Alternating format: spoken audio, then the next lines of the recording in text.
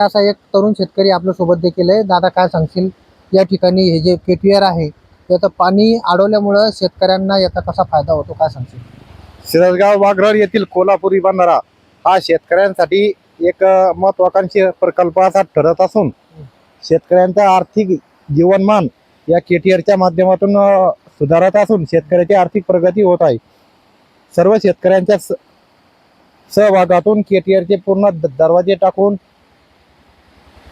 पन्नी टाकण्याचे काम सिरसगाव वाघरळ येथील सरपंच गजानन भाऊ इंगळे यांच्या माध्यमातून सुरू असून सर्व शेतकऱ्यांचा त्यांच्या कामाला संपूर्णपणे पाठिंबा आहे. शेतकऱ्यांना उन्हाळी हंगामातील पिके व ऊस लागवडीसाठी या पाण्याचा मोठ्या प्रमाणात उपयोग होणार असून शेतकऱ्यांचे 5 ते 6 किलोमीटर पर्यंत पाण्याचा तुंब गेलेला असून नदीला, तर शेतकऱ्यांना उन्हाळी हंगामामध्ये कुठल्याही प्रकारची पाण्याची टंचाई भविष्यात भागणार नाही याची आम्हाला आशा असून संबंधित विभागाचे जिल्ह्याचे खासदार महोदय, आमदार महोदय यांना सर्व शेतकऱ्यांच्या वतीनं मी अशी विनंती करतो की आपत्कालीन परिस्थितीमध्ये यावर्षी सप्टेंबर महिन्यामध्ये जोराचा पाऊस पडल्यामुळे तर केटीआरला जोराचा पूर आल्यामुळे तर केटीआर फुटण्याची शक्यता निर्माण झालेली होती. तर सिरसगाव वाघरळ येथील सरपंच महोदयांनी रात्रीच्या वेळेस इथं JCBच्या साहाय्याने पलीकडून गायरानाकून नाली मारून केटीआर फुटण्यापासून वाचवलेला होता. तर आमची शेतकऱ्यांची खासदार व आमदार महोदयांना एकच विनंती असेल की या केटीआरच्या ज्या संरक्षण भिंती आहे त्यांची लांबी वाढवून द्यावी. उदाहरणार्थ भविष्यात जे होणारं नुकसान आहे ते शेतकऱ्यांचं टाळता येईल, केटीआर फुटणार नाही, ही आमची त्यांच्याकडे मागणी राहील. याची आमदार महोदय व खासदार महोदय यांनी दखल घेऊन तेवढ्या आमच्या मागणीचा विचार करावा ही शेतकऱ्यांच्या वतीने मी त्यांना विनंती करतो. दादा, खरीपाच्या पिकाच्या पेरणी झाल्यावरती का रब्बीच्या अगोदर जी अतिवृष्टी झाली होती त्यामध्ये शेतकऱ्याचं मोठं नुकसान झालंय. मात्र रब्बीचं पीक पेरत असताना काही शेतकऱ्यांना मुबलक पाणी साठा नसायचा. मात्र या केटीआरमुळं त्या शेतकऱ्यांना काही फायदा होऊ शकतो का आणि रब्बीची पिकं त्याच्या हातात येऊ शकतात का, काय वाटतं, काय सांगतो? आता जवळपास या ज्या शेतकऱ्यांना विहिरी नाही त्यांनी अक्षरशः नदीमध्ये मोटर टाकून 4 ते 5 किलोमीटर पर्यंत दूर माळावरती पाणी नेलेले असून ते रब्बी हंगामामध्ये गहू व इतर पिकं मोठ्या प्रमाणात घेऊन आपली प्रगती साधत असून त्यांनी उन्हाळी हंगामामध्ये कपाशीच्या वावरामध्ये बाजरीला पण हे पाणी पुरत असून विहीर नसताना सुद्धा शेतकऱ्याची 5-6 लाखाची विहिरीचा जो खर्च आहे त्याची पण बचत होत असून नदीतल्या पाण्यावर त्यांचे उन्हाळी हंगामातले पिकं पण जोरदारपणे येत असून शेतकऱ्याची प्रगती होत आहे. आणि शेतकऱ्यांसाठी हा केटीआर सिरसगाव वाघरळ येथील नवसंजीवनी ठरत असून शेतकऱ्यांना फायदेशीर आहे व शेतकरी आनंदी आहे.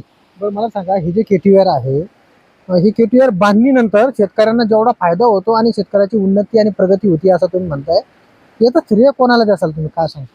आता केटीआरला जवळपास 15 वर्षापूर्वी झाला असेल माझ्या माहितीप्रमाणे. केंद्रीय मंत्री रावसाहेब पाटील दानवे दादा यांच्या माध्यमातून व आमदार माननीय संतोष भाऊ दानवे, नारायण भाऊ कुचे यांच्या माध्यमातून या केटीआरला विशेष पाठबळ मिळून त्यांनी मंजुरी करून आणून त्यांच्या हस्ते भूमिपूजन झालेलं आहे व आजपर्यंत त्यांच्या माध्यमातून कामं चालू आहे. बरं, मला सांगा, हे जे पाणी जे अडवलं जाते याची क्षमता किती असेल, किती किलोमीटर पर्यंत पाणी अडवलं गेलं असेल, काय वाटतं? इथून तर जवळपास आंबाई पर्यंत हसनाबादला जे सिमटी बांध आहे नदीवरचा, किती किलोमीटर पर्यंत? जवळपास 5 किलोमीटर पर्यंत पाण्याचा तुंब आहे. नदीमध्ये जवळपास 4 परस पाण्याचा तुंब आहे. नदीतल्या पूर्ण विहिरी झाकून गेलेल्या पाण्याच्या तुंबामुळे आणि ओढ्याला रिवर्स पाणी गेलेलं 1-1.5 किलोमीटर पर्यंत ओढ्याच्या नाल्याला. रब्बी पिकाचं आणखी कुठला असा जमिनीतला त्यांना देखील याचा फायदा होतो? हा, या पाण्याचा जमिनीतला भूगर्भ साठा वाढत असून विहिरीची पाणी पातळी पण वाढत आहे. सिरसगाव वाघरळ असेल, गणेशनगर असेल, बोरगाव खडक, कुरेशीवाडी, कबीर नगर, जेवखडा इत्यादी भागातील शेतकऱ्यांना, खडकी इत्यादी भागातील शेतकऱ्यांना मोठ्या प्रमाणात या पाण्याचा उपयोग होत आहे. काही प्रमाणामध्ये पाठीमागील काळामध्ये काही गावांना पाणी टंचाई देखील भासत असायची. मात्र हे जे गावं आहे नदी काठावरती यांना देखील काही प्रमाणात पाणी टंचाई भासलेली दिसली आहे. मात्र यावेळेस हे जे पाणी साठवलंय, पाणी अडवलंय, एक उपक्रम पाठीमागे राज्य शासन राबवलं, पाणी अडवा पाणी जिरवा. तोच उपक्रम तुम्ही आता सध्या राबवण्याच्या ही जी संकल्पना आहे त्या उपक्रमानुसारच दिसतीये. तर पाणी टंचाईसाठी हे जे पेटीआर आहे हे सोयीस्कर ठरेल असं वाटतं. उन्हाळ्यामध्ये जी पिण्याची पाण्याची समस्या शिरसगाव असो आजूबाजूच्या गावामध्ये जी निर्माण होत होती, ते केटीआर मध्ये पाणी अडवल्यामुळं केटीआरचे दरवाजाचे रबर खराब झालेले आहे. पण सरपंच महोदयांनी आम्ही व त्यांच्या माध्यमातून व सर्व शेतकऱ्यांच्या सहकार्यातून तिथे टप्पड उपलब्ध करून टप्पड टाकण्याचं काम चालू केलेलं आहे आज.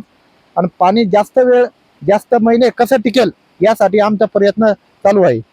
नक्कीच आपण जर पाहिलं तर सध्या शेतीकडे तरुण देखील मोठ्या प्रमाणामध्ये वळल्याचा आपल्याला दिसतोय.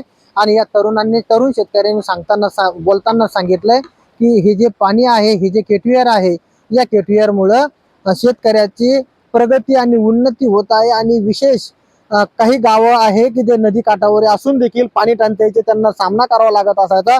मात्र या केटीआर मुळे या शेतकऱ्यांना आणि गावकऱ्यांना देखील पाणी टंचाई होणार नसल्याचं देखील या शेतकऱ्यांनी यावेळी सांगितलंय. सोनाजी जोगदंडे, story.com, जालना.